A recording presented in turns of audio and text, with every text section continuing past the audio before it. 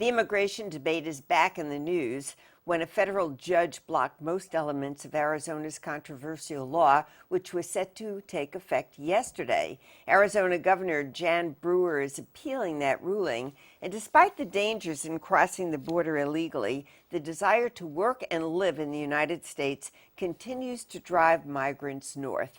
KPBS reporter Amy Isackson brings us the story of one man's journey.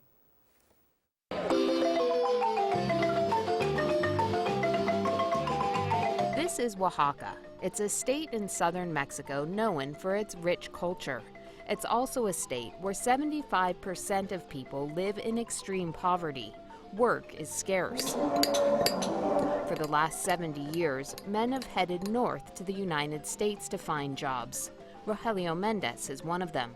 Y nosotros somos hijos de un ex bracero. We're the kids of an ex-bracero. They told us that in the United States, the dollar was worth something, more than the Mexican peso.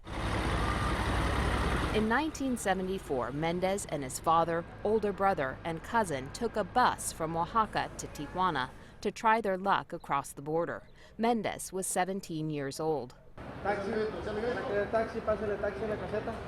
From the station, they had special instructions from friends and family who'd traveled the route before to take a taxi the few miles to Colonia Libertad to meet with another relative who'd help them cross the border. Because even though the taxi is more expensive, they aren't going to kill you or kidnap you. This is the area where Rogelio Mendez first crossed the border. These days, barely anyone tries their luck here. There are 2 fences. The border's also been fortified with the latest technology, like motion sensors and infrared cameras. There are also a lot more Border Patrol agents. Years ago, that wasn't the case. The Border Patrol wasn't so strict. You could cross where you wanted to. Mendez, his dad and brother eventually landed work in the fields in California. For the first 3 weeks, they didn't have money for food and ate only tomatoes and a plant they recognized from Oaxaca. They lived in a canyon. When the picking season ended, they went back to Mexico. Mendez repeated this pattern for a dozen years. His brother taught him how to do roofing and construction. In 1986, along with nearly 3 million other illegal immigrants, Mendez earned his residency in the United States under the Immigration Reform Act. Mendez went through ups and downs, but he was able to work most of the time. Y entonces sí alcanzábamos a mandar un dinero a la familia. We were able to send home $400 or $500 a month. I didn't have a house in Oaxaca. We built one. Those were the benefits of the time that was really good.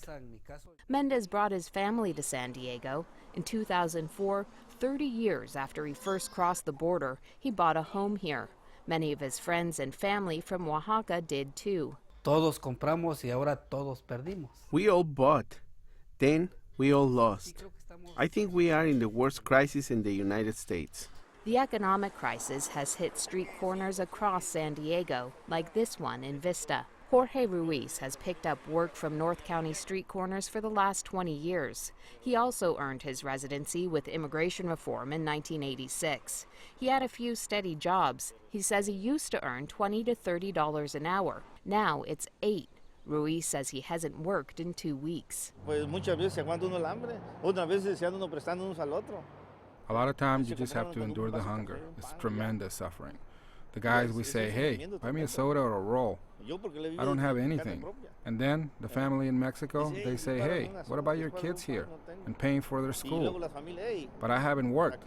I don't have anything for me. I'm living on the field. Ruiz says many of his friends who couldn't make rent anymore moved back into the canyons. Mendez says even so, it's still more attractive to stay here than go back to Mexico. No se van los que no tienen documentos. People who don't have documents don't leave because their kids were born here. Even if they're just working 1, 2, or 3 times a week, they can dress them. Several families pool their money to make rent. But if they go south, where are they going to work? There's nowhere to work. UCSD professor Wayne Cornelius studied migration in the small Oaxacan village where Mendez is from. It's a community that you wonder how anyone actually makes a living there, because agriculture is so marginal. Only 4% of the land is irrigated. It's a community in which the opportunities for income earning are extremely limited. It does live to a large extent off the remittances. He says people there and in villages throughout Mexico have been hit by a double whammy: the U.S. downturn and historic economic contraction in Mexico. And it's been far more severe on the Mexican side than it has been in the United States. That's important for people to realize.